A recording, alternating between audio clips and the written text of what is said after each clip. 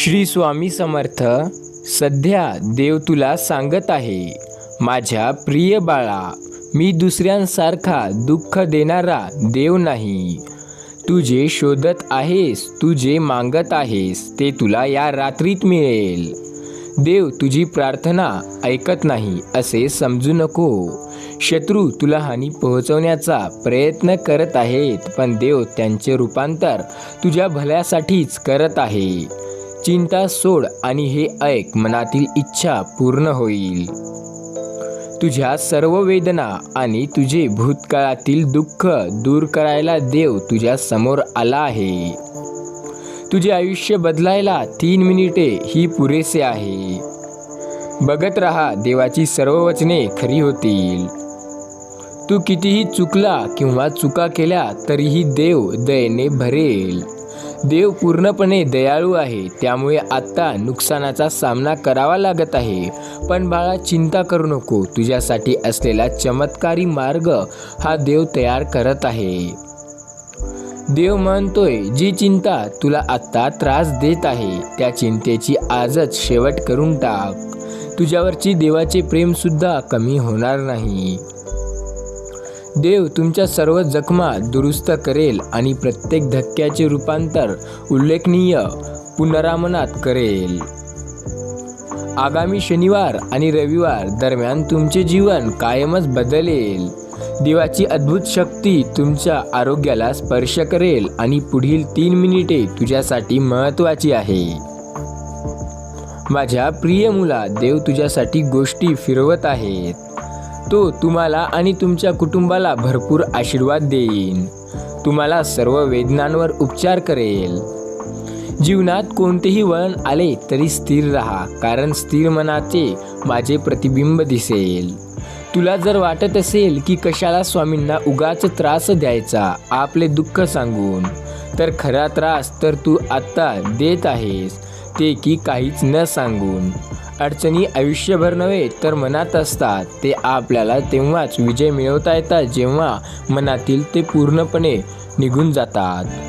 लक्षात ठेवा, अडचणी दूर करण्यासाठी सर्वात महत्त्वाचा उपाय म्हणजे आपल्या मनावर ताबा मिळवणे. जेव्हा मनातील अडचणी या निघून जातील, तेव्हा सर्व अडचणी आपोआप दूर होतील. स्वामी म्हणतायत, काळजी करू नका, आता सर्व काही योग्य होईल. आता ते तुमच्या समस्या, दुःख होते ते आता पूर्णपणे निघून जातील. देव सांगत आहे, प्रिय बाळा, काळजी करू नको, तुझा दिवस आता योग्य जाईल. आता तुझ्या मनाप्रमाणे सर्व गोष्टी व्हायला लागतील. आता तू अपेक्षा सोडली होती त्या गोष्टी सुद्धा तुझ्या मनाप्रमाणे व्हायला लागतील. काळजी करू नको, आता सर्व काही योग्यच होईल. देव तुला आज म्हणत आहे, तू जर या संदेशाला पूर्ण ऐकशील तर तुझ्या आयुष्यात मोठा चमत्कार घडेल. हा संदेश तुझा जीवन बदलणारा संदेश ठरेल. स्वामी म्हणतात, उगाची भीतोईस, भय हे पळू दे, तुझ्या जवळी उभी आहे स्वामी शक्ती, हे कळू दे. जगी जन्म मृत्यू असे खेळ ज्यांचा, घाबरू नको तू बाळ असे त्यांचा. विभूती नमन नाम ध्यानी घ्यावे, तीर्थ स्वामींचं या पंचप्राणाभृतात. हे तीर्थ घे, आठवणी घे, हे प्रत्येक गोष्ट जे तुला आवडते ते तू घे, फक्त सोबत स्वामींचे नामस्मरण सुद्धा घे. जाणीव ठेव, शुद्ध मनासी कार्य व्यर्थ बरळतो, कशाची असे भूक त्यासी तू पुढे काय ठेवितो. भिवू नकोस, मी तुझ्या पाठीशी आहे. जो असे कारण सर्व सृष्टीशी, अकारे जो लावी भक्तीसी, भुलवी मनाच्या दंभयुक्तीसी, असा अविनाशी स्वामी माझा. विश्वास ठेव, जिथे संपते मर्यादा तुझी, तिथूनच साथ देतो मी. तुझ्या अंतरात्म्यात आहे मी, तुला हरू देणार नाही. या कलियुगात तुला एकटे सोडणार नाही. जी झुंज तू खेळतो आहेस मनासी, त्यात तुला मार्ग दाखवत असणार आहे मी. भिवू नको, मी तुझ्या पाठीशी आहे. ऐहिक जीवनाचे नश्वर स्वरूप जाणावे, निष्काम कर्म करावे. मोठा अधिकार, संपत्ती याचा चिरकाल भरवसा मानू नये. अडचणी या आयुष्यात नव्हे तर मनात असतात. ज्या दिवशी मनावर विजय मिळवाल त्या दिवशी मार्ग हा आपोआप निघेल. यशस्वी होण्याचा एकच उत्तम पर्याय आहे, दुसऱ्याचं भलं झालेली पाहण्याची ताकद आपल्या मनात असली पाहिजे. तू कोणाला फसवू नको. मी आहे तुझ्या पाठीशी. तुझी फसवणूक कधीच होऊ देणार नाही. कोणत्याही सकारात्मक विचारांना कोणतेही विष मारू शकत नाही आणि त्याचप्रमाणे कोणत्याही नकारात्मक विचारांना कोणतेच औषध वाचवू शकत नाही. प्राण गेले तरीही दुसऱ्याच्या जीवाची हिंसा करू नये. ध्येय साध्य करणे कितीही कठीण असो, पण जर आत्मविश्वास असेल तर अशक्य असं काहीही नाही. वाईट वेळेत साथ सोडलेल्या लोकांकडे लक्ष देऊ नका, पण ज्यांनी वाईट वेळेत साथ दिली आणि चांगली वेळ आणून दिली त्यांना कधी विसरू नका. जर माझे नाव तुमच्या ओठाशी आहे तर घाबरतोय कशाला?